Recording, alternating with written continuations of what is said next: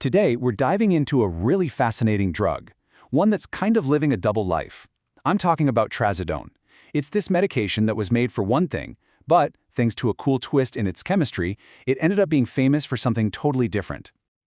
So, that brings us to the big question, right? Why is a drug designed to be an antidepressant now one of the most prescribed sleep aids out there? It seems weird, but the answer is actually in its history, and more importantly, its really clever chemistry. So let's trace its journey real quick.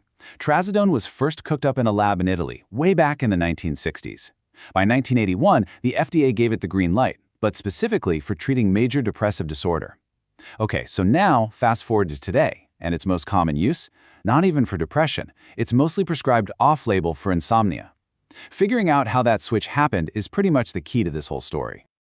Okay, so to really get this, we've got to look under the hood and see how Trazodone actually works inside the brain.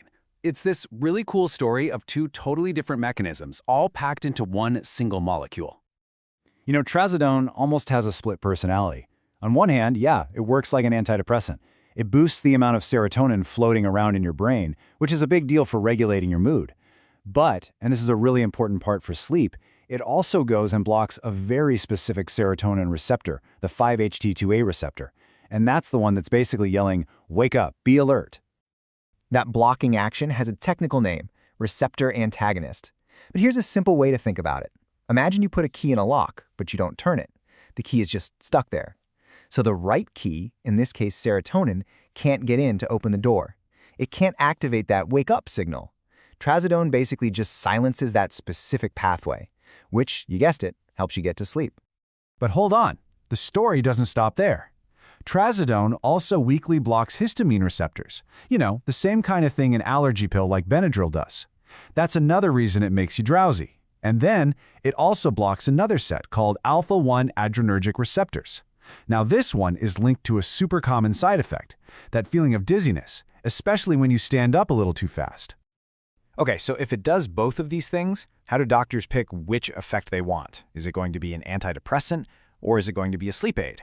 Well, the answer is surprisingly simple. It's all about the dose. And I mean it. When it comes to Trazodone, the dosage is everything. Just look at the difference here. For insomnia, you're talking a really small dose, somewhere between 25 and 100 milligrams. That's just enough to get that sleepy, receptor-blocking effect going. But to get the antidepressant effect, you have to crank that dose way up. We're talking 150 to 400 milligrams. At those low sleep aid doses, the antidepressant part is pretty much a no-show. This is a huge reason why Trazodone got so popular for sleep. It's considered non-habit forming, which is a big plus compared to a lot of other sleep meds. So that dose-dependent thing is pretty cool, but it's not the whole picture. Like with any medication, you absolutely have to know the safety stuff, starting with the most common side effects. A lot of the common side effects come straight from what the drug is designed to do, right? So drowsiness, well, yeah, that's kind of the point. But for some people, it can spill over into the next day, giving you that hangover feeling. Dizziness, that's that alpha-1 thing we talked about. And then you have the usual suspects like dry mouth, headaches, things like that. Okay, so those are the common ones, but there's one side effect that, while it is very rare, is a true medical emergency, and it's something anyone even thinking about this medication needs to know about.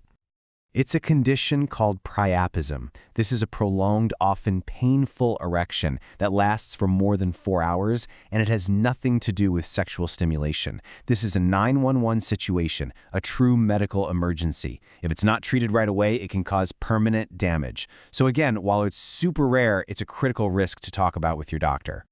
And there are a few other big ones to be aware of. First, there's serotonin syndrome. This is a really dangerous condition that can happen if you get too much serotonin in your brain, usually from mixing Trazodone with other drugs that also boost serotonin.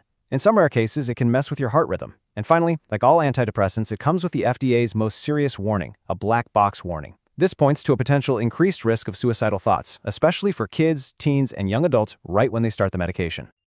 So what's the bottom line on safety? It's that you have to be incredibly careful about what you mix it with. Number one, combining it with other things that slow down your central nervous system, like alcohol, opioids, or benzodiazepines, is a big no-no. It can cause dangerous levels of sedation. Number two, you've got to be aware of interactions with other serotonergic drugs, like SSRIs or even migraine meds. And number three, you have to tell your doctor everything you're taking. That includes supplements like St. John's wort. Full disclosure is just not optional here. All right, that was a lot to take in. We've gone through its history, its really unique chemistry, and the important safety info. So let's boil this all down to the key things you need to remember. Okay, so here's your Trazodone recap. It's a unique antidepressant that's now mostly used off-label for insomnia. Its effect is all about the dose. Low for sleep, high for depression.